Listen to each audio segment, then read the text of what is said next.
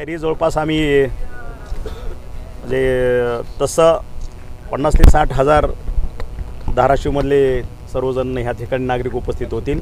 साहेबांना ऐकायची बऱ्याच दिवसापासूनची इच्छा होती त्यांची, कारण साहेबांच्या माध्यमातून मग तो विकास कामच दिसत आहेत, पण नेत्याला प्रत्यक्ष ऐकणं आणि प्रत्यक्ष भेटणं आणि प्रत्यक्ष संवाद साधणं हे जे उत्सुकता असते ते तुम्हाला उद्या धाराशिवच्या दौऱ्यामध्ये दिसून येईल।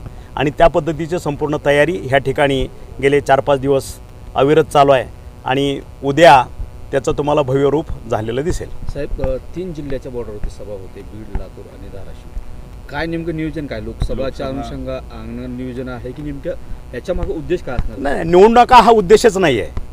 मी प्रत्येक वेळी ज्या वेळेस आपली इंटरॅक्शन झाली त्यावेळेस सांगितलं की 2022 ते 23 पर्यंत आम्ही जी कामं शासनाच्या माध्यमातून केली, गतिमान सरकार, डबल इंजिन सरकार, आणि त्याचा योग आता 2024मध्ये तुम्हाला प्रत्येक प्रोजेक्ट, प्रत्येक काम हे लोकार्पण झालेलं दिसेल।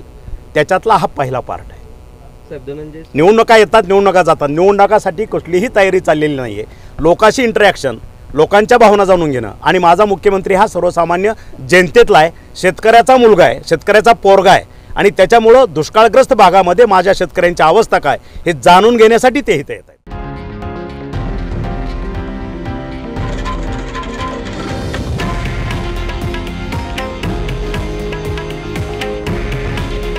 हे आहे देशातील नंबर 1 न्यूज नेटवर्क आणि आपण पाहत आहात TV9 मराठी। काळजी तुमची, हित महाराष्ट्राचं।